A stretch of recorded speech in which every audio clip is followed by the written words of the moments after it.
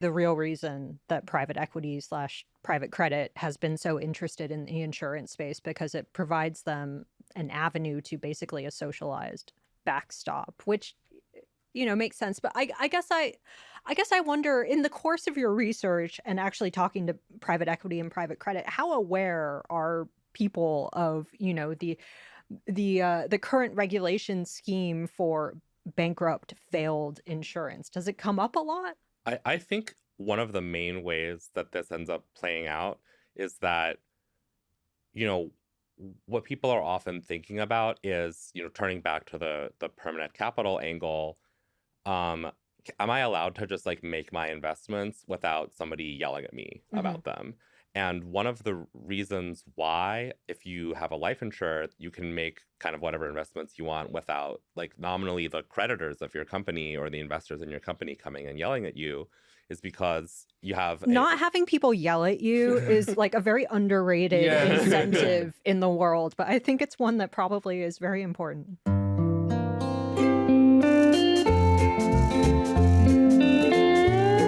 Hello and welcome to another episode of the Odd Lots podcast. I'm Tracy Alloway. And I'm Joe Weisenthal. Joe, there's a key tenet of finance and investing, and I think it's like essentially the thing that makes finance and investing work. Go on. It is the idea that you can invest in pretty much anything. The world's most stupid thing. I don't care. Dogecoin, whatever.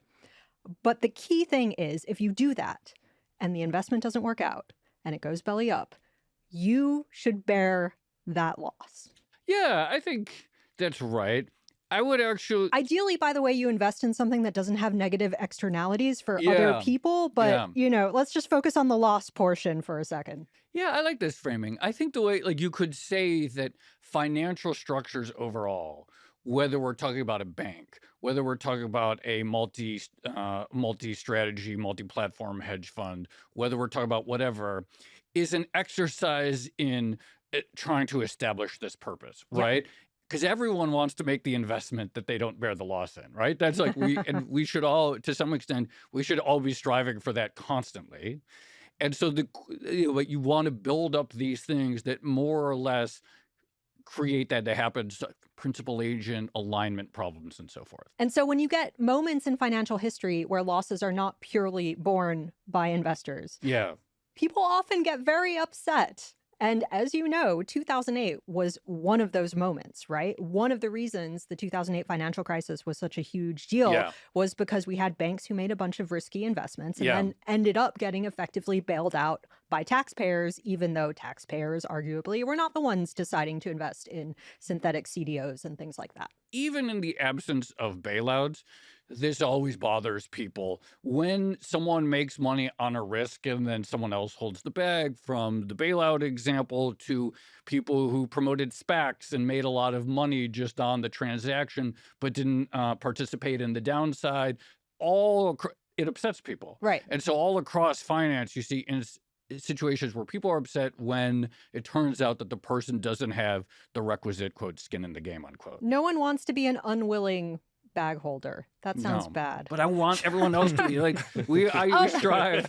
Okay, but wait. The reason I bring up 2008 is because it's Yeah. actually a very important component of this conversation, because we're going to be talking about private credit. And private credit, to a large extent, has grown into this massive industry. Yeah. And the reason it's grown so much, one of the reasons, is because after 2008, after the banks went belly up and had to be bailed out, et cetera, you had policymakers make an active decision saying that they wanted to move risk out of the regulated banking system Yeah. into investment vehicles where, if things went wrong, the investment vehicles themselves would bear the losses without having those losses socialized through deposit insurance or taxpayer-funded bailouts and all of that. And that's what basically happened, right? Yeah, I would say there are sort of, in the financial system, we have sort of, I would say, two types of creditors. Like, we're cool with like people losing their money when they give money to an institution, they take a risk. Mhm. But I think there's essentially two types of entities for which we don't find that to be fully acceptable. We don't find it to be fully acceptable when someone deposits their money in a bank, and we could say this is a loan, right? But we don't really want to accept that this is a loan. Like we want people to have the confidence they're putting the money in the bank. I'm not really making a loan to the bank. And then I would say the other category is insurance holders, and we don't really like the idea. Someone who owns a policy, it's a little bit different than a loan. But I think the idea of like an insurance holder as a bag holder does not sit well with people at a sort of democratic, sort of societal level. All right, you have totally anticipated the next thing I was going to say, which was we moved risk out of the regulated banking system into private credit. Yeah. Which seems fine. Yeah, it's great. Like, I all love it. right, risky loans, all that middle company Deposit stuff holders don't have to worry right, anymore. exactly. If risk is now migrating back into another regulated financial industry that we do care about, for the reasons you just stated, which would be insurance, that doesn't seem ideal either, right? Having credit risk migrate out of the banks into private credit and then having private credit migrate into insurers. Yeah, and I think insurers and banks aren't really that different. It's sort of the difference is the timing and the liquidity with which you can get the money back out of whether if you're a depositor, can you get your money out on demand? If you're a policy holder, can you get your money out either at a certain time or on an event in which the policy triggers? But fundamentally, I've always thought it's kind of the same business with a different sort of redemption schedule. There are differences between insurers and banks, which we're going to talk about for sure. But one thing I should just say is we have discovered in the course of this podcast that one of the driving forces behind the private credit boom has been its linkages Yes. with insurers for some of the reasons that you just said. So insurers famously have long dated liabilities, right? They have patient capital. They can take an illiquid asset and sit on it for ages and ages and capture that illiquidity premium, that higher yield. So they would seem to be a natural place for private credit to actually end up. But as we mentioned before, it does open up this whole new can of worms about losses and who actually bears those losses. So this is what we're going to be discussing today. I can't wait. The insurance, private equity, private credit nexus in excruciating detail. And I'm very happy to say we do, in fact, have the perfect guest. We're going to be speaking with Andrew Granato. He is Assistant Professor of Law at UT Austin, as well as Pranjal Drall. He is a JD PhD candidate in financial economics at Yale University. And they just published a really good paper. It is called Private Credit State Backstop, How Private Equity Socializes Risk Through Insurers. Great. So truly the perfect guests. Andrew and Pranjal, thank you so much for coming on Odd Thoughts. Yeah, thanks for having us. Thanks for having us. So why don't I just start with the basics? But we know that insurance has teamed up with private equity in various ways. Some private equity firms own insurers outright. Others have like minority investments or like different business relationships. What is the attraction or the allure of insurers for private credit /PE? You can think of this as being, so McKinsey has called this a flywheel. So imagine you have like a private equity firm with 3 subsidiaries. You have a traditional like buyout subsidiary that buys up companies and uses leverage to do so. You have a private credit fund, which issues these high risk, high yield loans. And then you also have a life insurance entity. There are theoretically all these different synergies between all of these actors. So if I go and I need to buy some sort of company, well, someone has to issue debt in order for me to be able to do that. Maybe a different part of my PE firm can issue that debt, and maybe I can get better terms that way. But then there's also this aspect of, if I have a private credit fund, these are funds where, I have LPs who are constantly, making demands for returns. But if I have a life insurer, I have these very long dated liabilities where arguably the capital is like what we're told is permanent.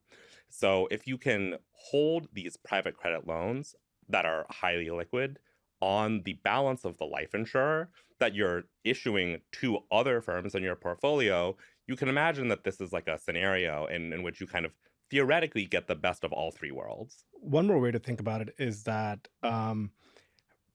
private credit has become a large asset class. Insurers want access to that private credit. And instead of having an in-house team that just learns how to do private credit investment, they go outsource that to a big PE shop, which has developed this business over 2 decades, in some cases. And essentially outsource and use these economies of scale to outsource part of the lending. So they can still do the, publicly traded sort of boring credit that they've always done and outsource part of the lending to more specialized shops. I mean, this has been extraordinarily successful. This sort of realization that these things could merge has just made people an extraordinary amount of money. It should be noted, one of the most famous investors of all time, Warren Buffett, utilized this core insight that having an insurance arm would be an extraordinary source of patient capital. We talked like mutual fund managers, and one of the questions we always ask them is like, isn't it tough that at a market drawdown, you can't actually hold it? So we understand, because your clients, I'll move on to the next fund. I mean, this has already for a very long time just been an extraordinary, fruitful partnership. Yeah, it's definitely, it's not something that's new. What's new about private equity in the last 15 years or so is the degree to which that they have kind of ramped up the aggression of the investment strategy that they are pursuing with by purchasing these life insurers at such high volumes. Recent estimates have maybe like something like $750 billion of life insurance assets kind of within private equity's purview. And then the degree to which they are shifting the portfolios of their life insurance firms. Until quite recently, life insurers were famous for having these, as Pranjal says, very kind of stodgy AAA rated AT&T, bond portfolios. And that becomes less and less true across the industry in general. And that's a trend that's being led by private equity, particularly with regard to these like affiliated private credit investments in their other portfolio companies. Yeah, so this is the key thing, I think. So, insurance has transformed private credit by supercharging its growth, but at the same time, insurers themselves are being transformed by private credit. Can you talk about exactly, like, what does that relationship look like in practice? So you mentioned affiliated assets, which have been in the news recently for reasons we can definitely get into. But if I'm a private credit, originator, and now I have bought an insurer, what does that relationship look like? Am I dictating that, or am I telling them what they actually need to buy? Am I making polite suggestions? Am I making sales pitches and saying, well, you got first crack at these very elite, previously exclusive private assets? That's a great question. So as you can imagine, there's a lot of nuance there where certain asset managers, so just to set the stage a bit, Alliance, for example, owns PIMCO and Alliance, the insurer. And this happened in starting 2000. So the idea of having an asset manager make investments on the behalf of the insurer is not new. The second point there is there's a lot of variation in how that contract works out. So the most sort of, in our parlance, problematic or concerned we should be is about when the insurer balance sheet is effectively in control of a bigger asset manager. So the idea there would be that the insurer doesn't have as much discretion. They're just at the behest of the broader asset manager. Or you can imagine an insurer goes out shopping. I want the best private credit shop to invest money on my behalf so I can capture the liquidity premium, offer better terms to my policyholders by making more money. And in that case, there's like a lineup of really sophisticated PE shops that will try to earn that business.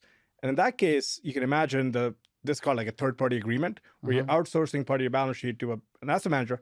And that's totally you can imagine a very competitive marketplace for that service because insurers, as you said, manage large pools of money. So, there's a big spectrum there. One where the insurer has effectively given up full control of the balance sheet. And the other where the insurer is essentially looking for who's going to offer me the best terms to invest my money in this very specific segment. And you can imagine, a spectrum of possible arrangements there.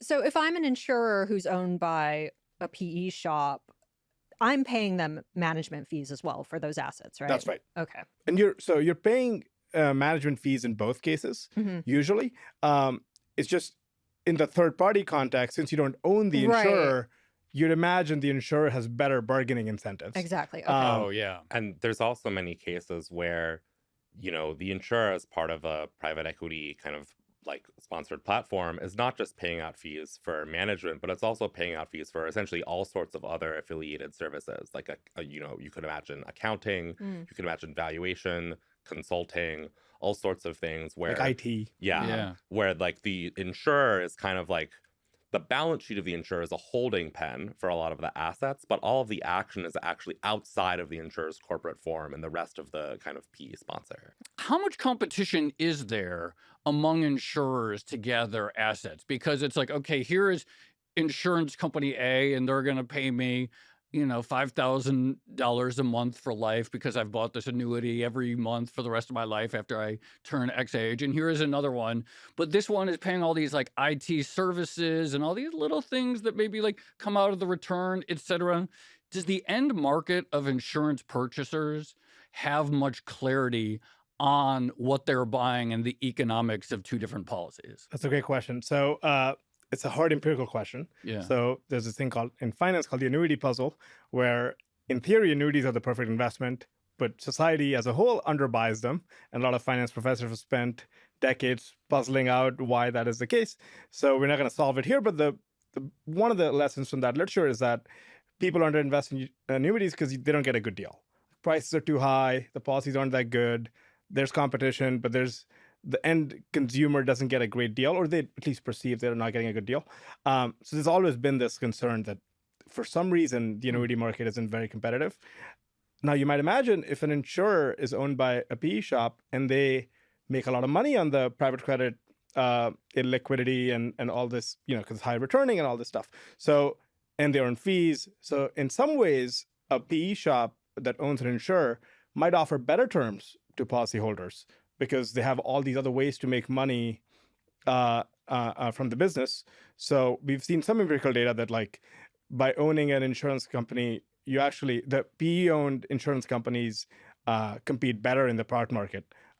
So you can imagine the consumers might benefit. The problem there is, of course, that you might get a good deal in the short run, but decades down the line when things come due, there might be problems. If I'm in the market for an annuity, should I, or do I have any capacity to take into account credit risk? As someone who grew up, became an adult kind of during the GFC, I was like, I don't know, like I'm going to retire in like 20 years. Who knows who's going to be around? To what degree either does that or should that be part of the information that the purchase of the annuity has? Yeah, so it's very difficult, I think, for retail policyholders to meaningfully grasp like the degree of solvency risk that the kind of counterparty annuity provider or life insurance provider, has.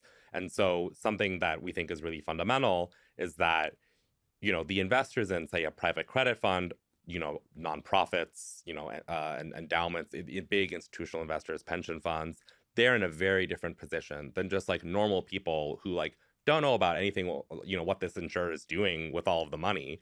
As far as they know, they just bought a life insurance policy. And I'm willing to bet most people haven't even thought about what happens like kind of on the other side of that balance sheet. And that asymmetry is what drives a lot of the results that we're going to speak about. So, okay, speaking of asymmetry, you have the McKinseys of the world out there who will talk about this being a virtuous flywheel where, PE/PC gets access to these big pools of permanent capital, and then the insurers themselves maybe get access to higher yielding assets that then generate better returns for investors, better products, etc.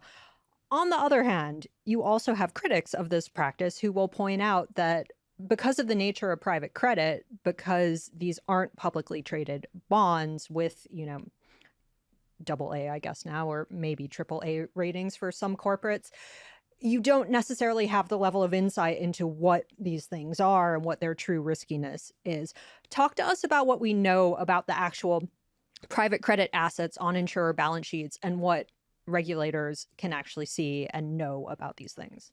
So this has been a topic of discussion for the last 2 years. Yeah. Almost, I feel like this almost obsession of how much should we trust private credit valuations.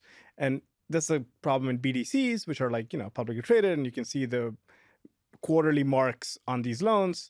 And you can see, there's a privately traded BDC and there's a public traded BDC. And the public one trades at a discount. So there's all been this always been this concern that the valuations aren't, kosher, or they're overvalued in some ways. So those same kind of intuitions apply here, except the crucial difference is the regulator, in case the NAIC, which is an association of regulators, essentially has visibility on an insurer's balance sheet, and they look at everything they invest in. This could be equity, cash, safe bonds, whatever that means, and private credit bonds. And all the insurer regulator sees is the value reported to them, which is usually outsourced to a third party rating agency. And then they see like this private credit loan is valued, it's like a AA, and then they give you a notch on a scale of 1 to 10. And you get this picture as an insurer. These private credit assets are X amount of safe. These private credit assets are less safe. And there's like a spectrum. And then the regulator says, this is a good portfolio. It's safe. And like banks, they have to hold certain amounts of capital against the there's portfolio, a whole risk right? rating regime Yeah. through the NAIC that is like somewhat analogous to that of banks. And I think a lot of the concern applies here as well to, like, there were concerns in 2008 about what are the incentives of the credit rating providers. The incentives for what are often called private letter ratings and for life insurance are kind of particularly skewed. These are ratings where the rating itself is actually not kind of publicly visible. So a credit rating agency, someone like Egan-Jones, might report to the NAIC, here is our rating for this asset.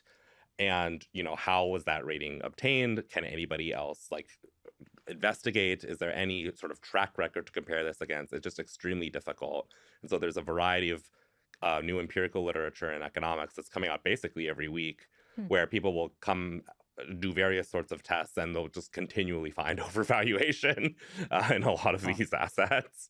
Can I ask you, since we're talking about 2008 for a second, one of the subdramas with the bank bailouts was this idea that the bondholders of banks didn't take any haircuts. And so it was like there were losses, quite substantial losses, but they were all borne on the equity side. And we saw like how, the Citigroups of the world not lost 95% of their money. Was part of the reason that regulators or policymakers were so reluctant to let some of the bondholders take losses is because you just described the classic normie insurance holding? I'm sure in 2006, it's like, oh yeah, we have a highly rated bond from a Citigroup in our portfolio. That's like the equivalent of the AT&T bond. Was part of the concern with bondholder haircuts essentially that then it could create an issue with the insurance channel? Yeah, I think that a lot of the same logic applies. What insurance has that banking doesn't have is essentially a different form of a public backstop that implicates different kinds of agency problems, and also a differing way that taxpayers and kind of other like non-investor actors can be put on the hook for an insurer's losses. So all of that interacts in like kind of very complex ways with the actual direct capital structure of the insurer, which is partially, these policyholders who are technically, creditors to the insurer. They show up as liabilities on the insurer balance sheet.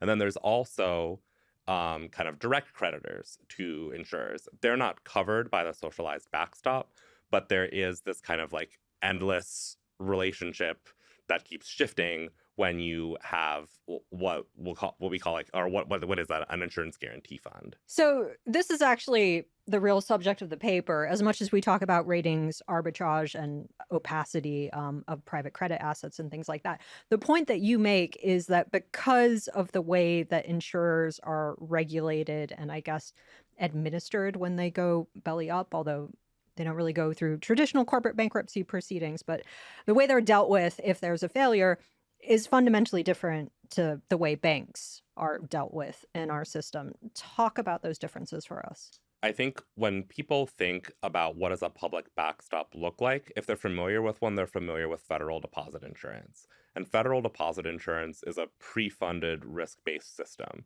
So if you're a bank and your depositors get federal deposit insurance, every quarter you get an assessment from the FDIC, which basically says you have to cough up some money as a kind of risk premium.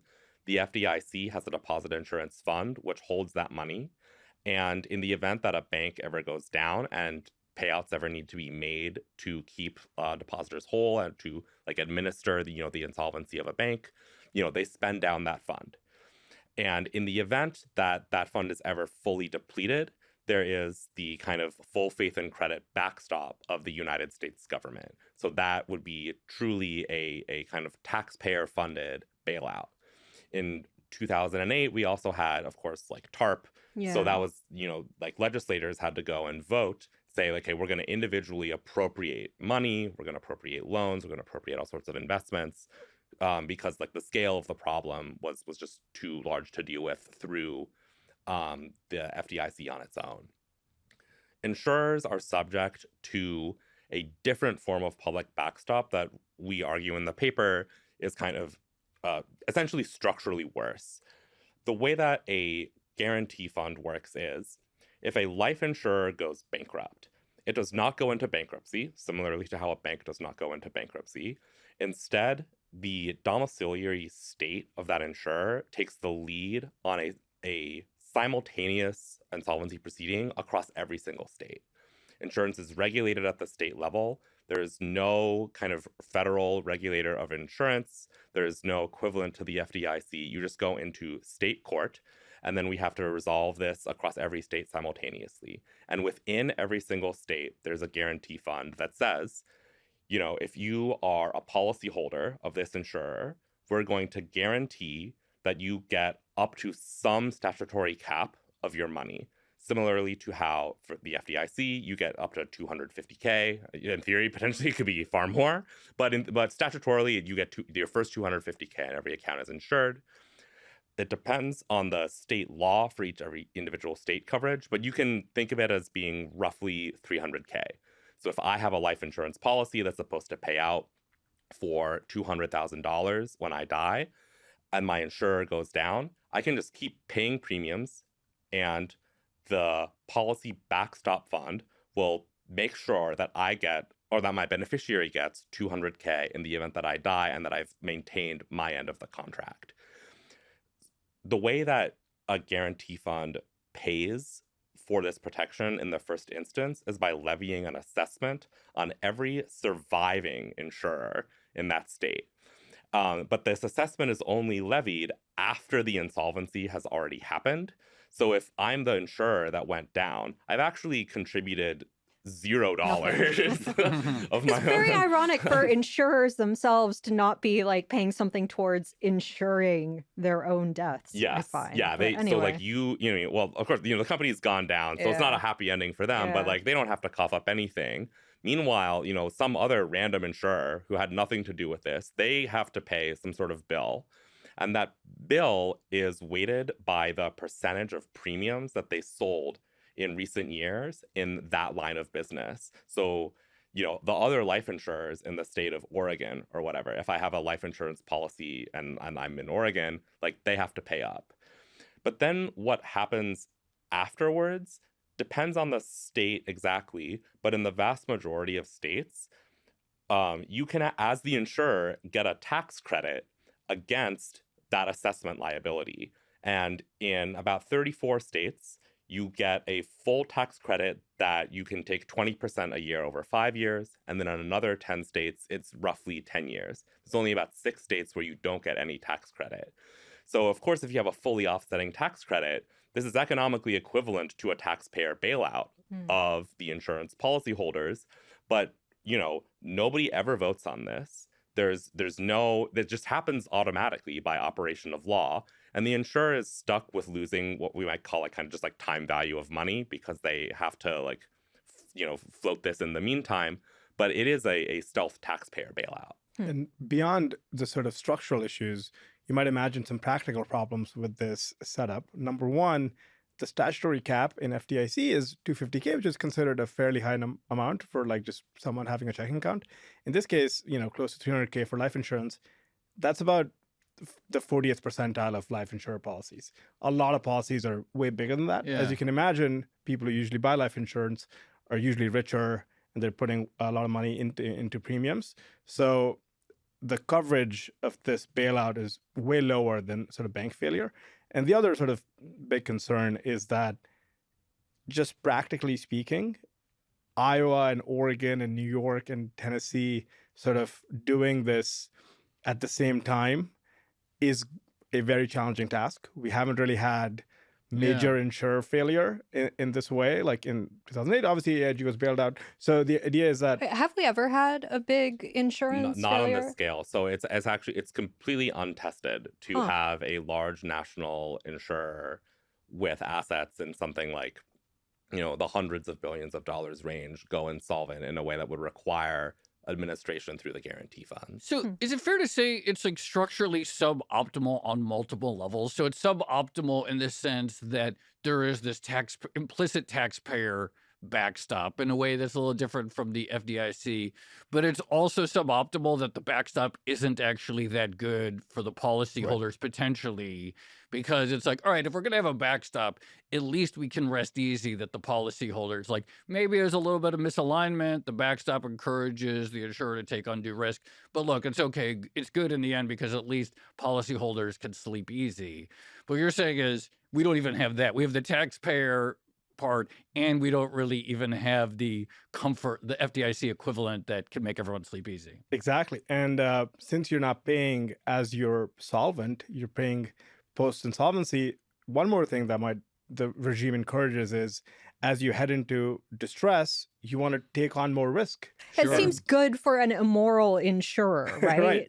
So if you're irrational insurer. Right. It's like a Holmesian bad man insurer is going to just simply invest more risky things, try to give really good deals to policyholders to make premiums today. Oh yeah. You're not paying for it. Because you're not paying for it in the end. So at least in like a equilibrium sense, and the rivals knowing that one of my rivals is going to go bankrupt soon, they're going to want to pull out.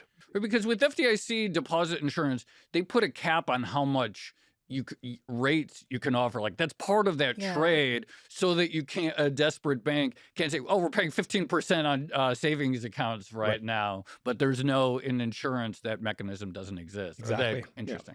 Wait, so you suggest in the paper that this might be the real reason that private equity / private credit has been so interested in the insurance space, because it provides them an avenue to basically a socialized backstop, which makes sense. But I guess I wonder, in the course of your research and actually talking to private equity and private credit, how aware are people of the current regulation scheme for bankrupt failed insurance? Does it come up a lot? I think one of the main ways that this ends up playing out is that what people are often thinking about is turning back to the permanent capital angle. Am I allowed to just like make my investments without somebody yelling at me about them? And one of the reasons why, if you have a life insurer, you can make kind of whatever investments you want without like nominally the creditors of your company or the investors in your company coming and yelling at you, is because you have not having people yell at you is like a very underrated incentive in the world, but I think it's one that probably is very important. Yeah, is that you have this widely dispersed retail base of policyholders, a large fraction of whom are totally insured. And so even you can do whatever you want. And like in theory, they shouldn't care because no matter what, they have full coverage. Obviously, that's not true for everyone, but it's just the level of kind of examination that you're going to get from your creditors is so much lower if you are running the private credit through the life insurer balance sheet rather than through kind of a standard private credit fund. One more point I want to make is that I've spoken to some people who, work in this space, and one thing they say is that, say there's a good insurance manager and a bad insurance manager, they both use private credit.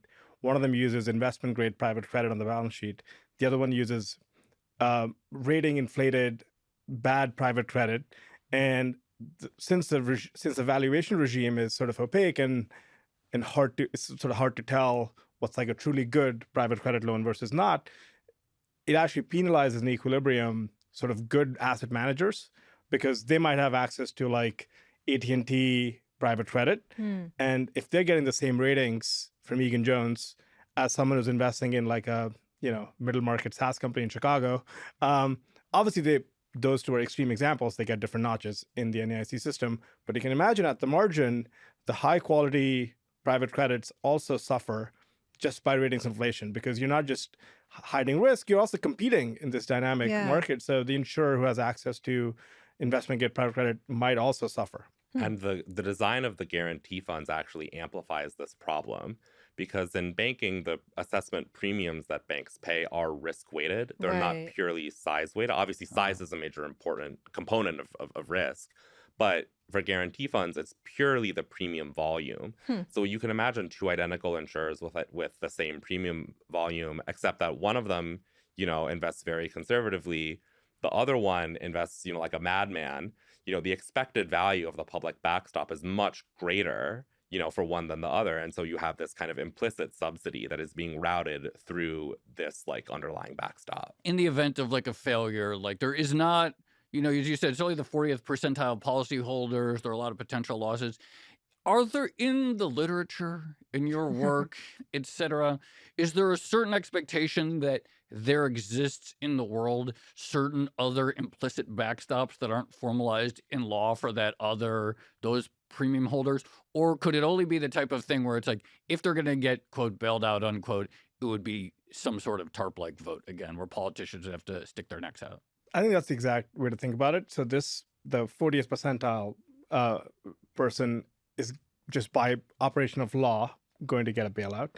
And then you can imagine, life insurance, people like politicians, especially local politicians, you might imagine, don't want their state's policyholders to lose out on, people who hold life insurance policies and their insurer goes insolvent are some of the most sympathetic people on the planet. So I'm assuming that would be an easy yes at the state level to make them whole. Obviously, it's impossible to predict the future, but you can imagine it's almost hard to imagine them not getting some protection in the future.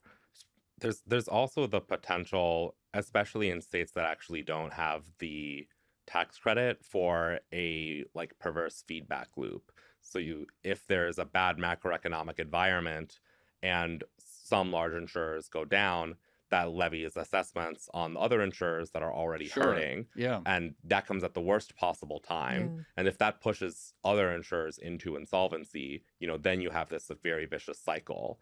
That cycle is ameliorated, of course, by the fact that in most states you do have these tax credits, but also, if interest rates are spiking during this time, then you run into kind of more serious time value of money problems with the fact that the tax credit has to be taken over 5 to 10 years. Can we just do a quick history detour for a second? Because hearing you describe this system, it does not sound ideal, to say the least. How did we end up with this particular organizational structure for regulating insurers? So the kind of history of state-based regulation of life insurers goes back to when the Supreme Court had a much kind of stricter interpretation of the Commerce Clause. And so it did, in a famous case in the 1800s, the Supreme Court said that insurance did not constitute commerce for the purposes of the Interstate Commerce Clause. In the 1940s, the Supreme Court reversed that decision as part of its general, trend towards being more permissive of federal regulation. But Congress immediately disclaimed its new power to regulate life insurers in an act called McCarran-Ferguson.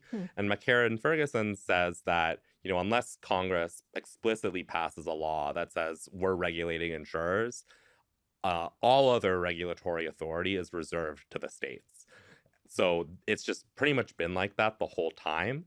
There are periodic waves in which there's activism for federal insurance regulation, usually because of a wave of insurer insolvencies or some other alleged malfeasance in the industry. And then what will typically happen is that the NAIC, and which is the kind of association of state regulators that formally operates actually through a nonprofit, it's not formally a public entity at all, will act to try to forestall that federal push by kind of doing it on its own. And that's what happened with guarantee funds in the 1960s and the 1970s. There was a wave of insolvencies and property and casualty insurance, and there were bills introduced in Congress to create a federal backstop that was kind of similar to the FDIC. And the NAIC and various states quickly responded to create these state-level backstops instead.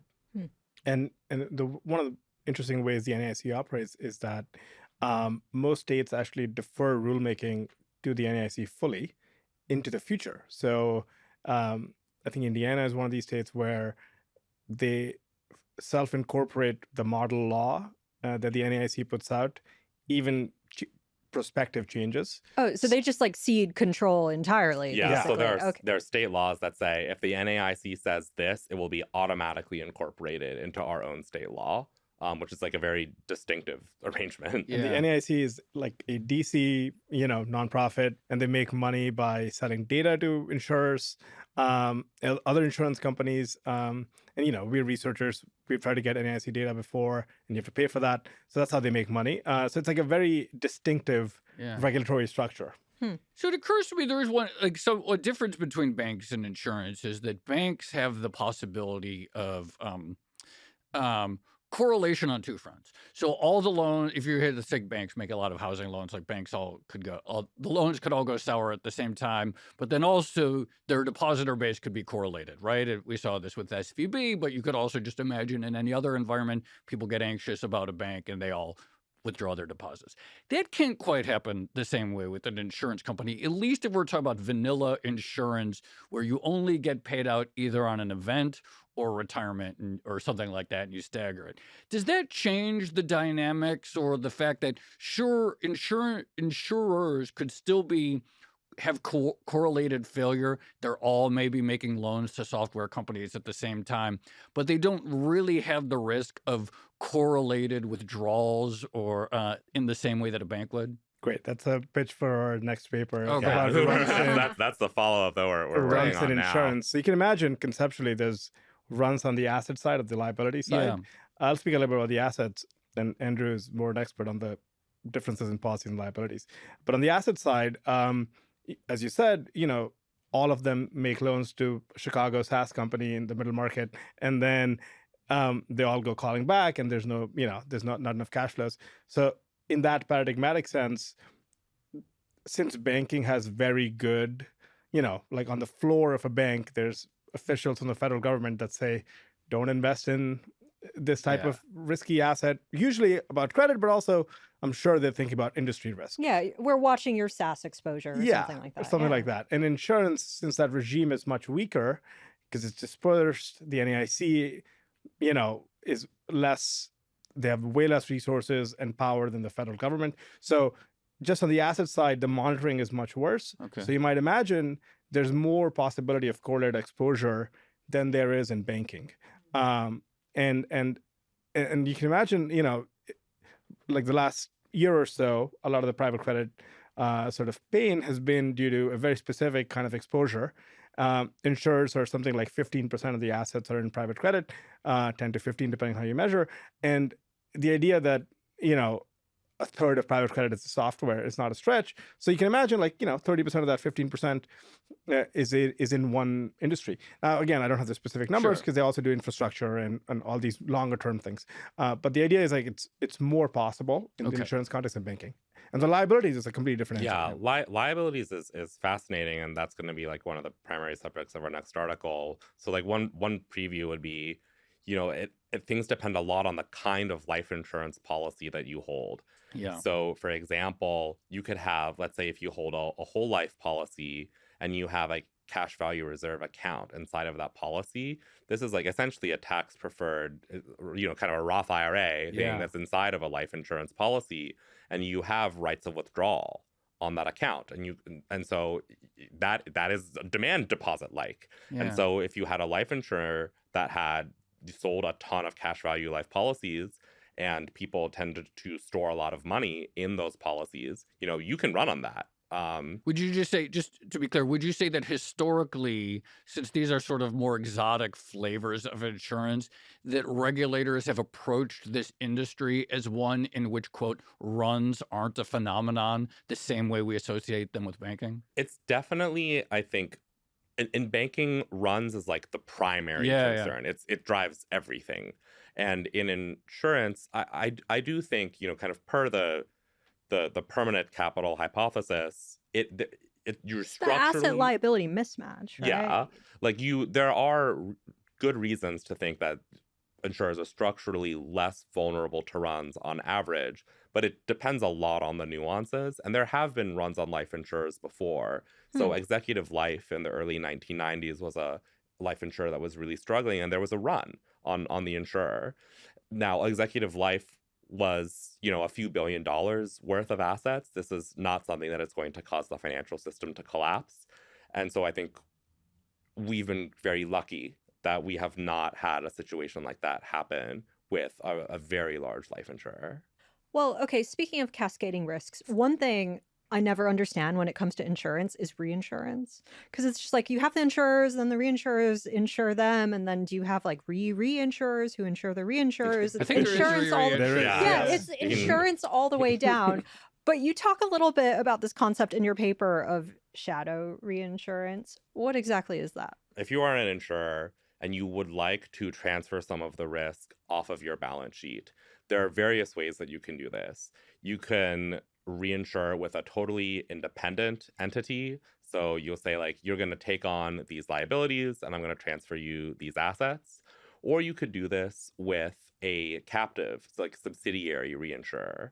And that captive subsidiary reinsurer can be anywhere. And so it can have different kind of corporate or state law or tax law that applies to it.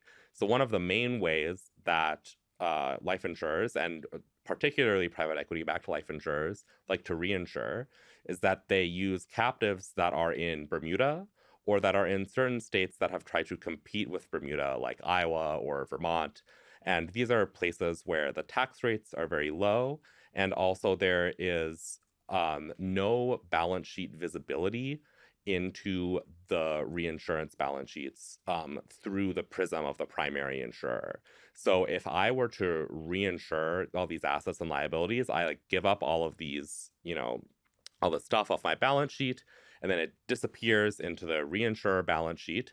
And on a quarterly level, you could go into the NAIC data and you can see actually at a CUSIP level what the life insurer holds in the US. That data quality is extremely high. But once that is reinsured into one of these quote unquote shadow reinsurers, you lose all visibility into what's going on. I don't want this to be the typical Odd Lots episode where we talk about a problem and then just go off agreeing that it can never be solved. Because part of your paper actually talks about regulatory suggestions for how you might fix some of these issues or at least try to make them better. What do you think can be done here? I think there's a variety of options that the NAIC can undertake, kind of in the first instance, that align the downside risk with the controllers.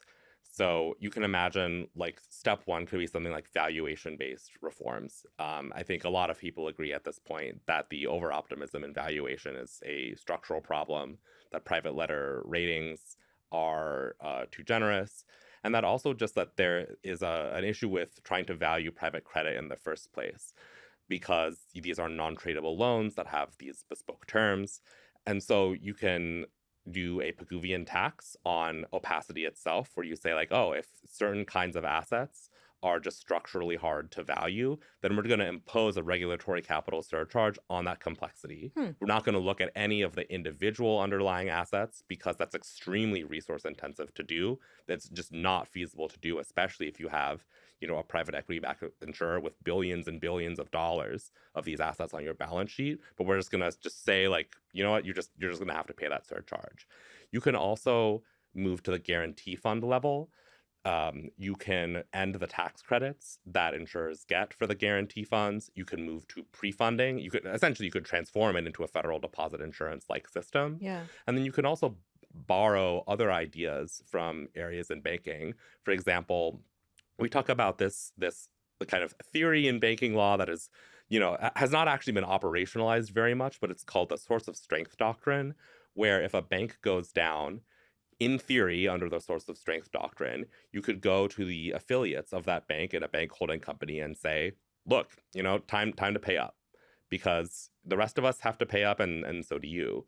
And you could apply a similar concept to an insurance holding group. So you could go to the other affiliates in any insurance group, whether it's private equity or not, and say, you have to be responsible for, X percent of the payouts that have to go from the guarantee fund.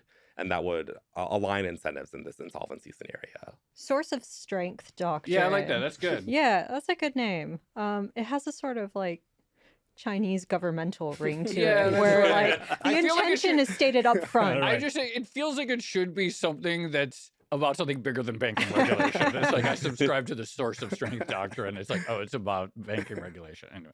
All right, Andrew and Pranjal, thank you so much for coming on Odd Lots. Great paper. Really appreciate you being here. Thank for you. having Thanks us. so much. So, Joe, I found that really fascinating. I do Yeah. think like the relationship between private equity / private credit and insurance is kind of an under-discussed one. Oh, It's yeah. only just starting to get a lot of attention. And again, going back to the whole original impetus for private credit becoming a thing, which was to get some of this risky stuff out of the regulated Yeah. banking system, it doesn't seem great if it's just landing in another different kind of regulated financial industry. Totally. I mean, on the sort of like, okay, core asset liability Mhm. management, it's a beautiful synergy, right? I felt the need multiple times in that conversation to say, not all private credit, all Yeah. right? No, not it's like, all no, it's private not all credit is private credit at all, bad. but it is a beautiful symmetry, Yeah, right? that's what I'm saying. You have Like, this sort of pool of, they're not depositors, we call them policyholders, who really are, they are not expecting to get their money back for a very long time. They can only get their money back on certain rules, et cetera. mhm. It truly does solve that. That it makes a lot of sense to pair that with certain types of assets whose value emerges because it can be held for a very long time and perhaps held through a drawdown. So that makes total sense. Of course, though, the question that arises is, well, A, like how much then becomes the sort of quasi-regulatory arbitrage? It's sort of a looser environment. How do we even know these are quality assets that'll satisfy the policyholders and so forth? And I found that to be very eye-opening, to sort of like how just loose it all seems. How Yeah, just sort this of is it. like held together by Scotch tape. And also this idea that we've never actually had a major Yeah. insurance failure. And so you could see that, well, maybe one of the reasons it's all held together with Scotch tape is because it's never been an issue before, because we haven't had a failure, because insurers have been investing in really boring IG-rated bonds. But if that's Yeah. changing, then maybe we need to start thinking harder about this. The one other thing I'll say, we're recording this on July 30th, and private credit it's been in the news Yeah. for the past year or so for various reasons. But it's in the news again because we have federal prosecutors apparently investigating Mark Walters, who, in addition to being the owner of the LA Dodgers, Los Angeles Dodgers. LA Dodgers is fine. Okay.